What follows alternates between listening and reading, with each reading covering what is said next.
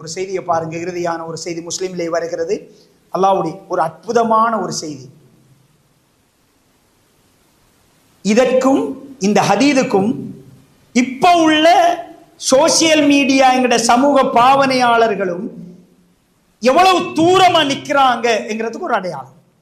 Hyper யுத்தம் முடிந்து அல்லாஹ்வுடைய தூதர் வாராங்க. என் நினைவு சரியாக இருந்தால் சஃபியா நாயகி ரசூலுல்லாஹ்வுடைய மனைவியோட வாராங்க. சஹாபாக்கள் நிறைய பேர் முன்னாடி போறாங்க, பின்னாடி அல்லாஹ்வுடைய தூதரும் மனைவியும். வருகிற நேரத்தில் ஒட்டகம் சறுக்கி கீழே விழுந்து விடுகிறார்கள். அல்லாஹ்வுடைய தூதரும் மனைவியும் கீழே விழுகிறாங்க. பாலைவன பூமி, ஒரு சத்தம் கேட்டிருக்கும்.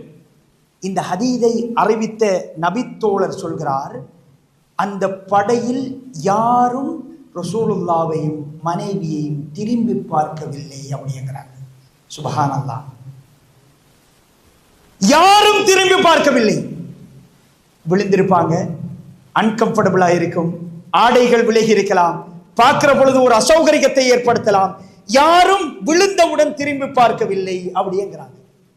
இது அல்லாஹ்வுடைய தூதர் இஸ்லாத்தை கற்றுக் கொடுத்த சஹாபாக்கள். இன்றைக்கு சமூக வலைத்தளங்களில் ஒரு முஸ்லிம் விழுந்து விட்டால், அது எதிரியாக இருக்கலாம், மாற்று கட்சியாளராக இருக்கலாம், மாற்று ஜமாத்தாக இருக்கலாம், எவ்வளவு கேவலமாக நடக்கிறோம் சகோதரர்களே.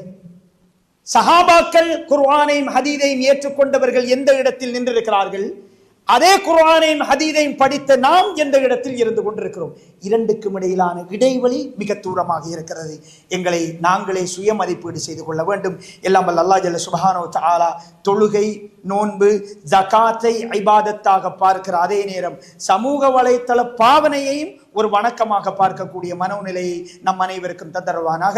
அக்கூலு கோலி ஹதா அஸ்தக்ஃபிருல்லாஹி லி வ லக்கும் ஃபஸ்தக்ஃபிருஹு இன்னஹு ஹுவல் கஃபூர் ரஹீம்.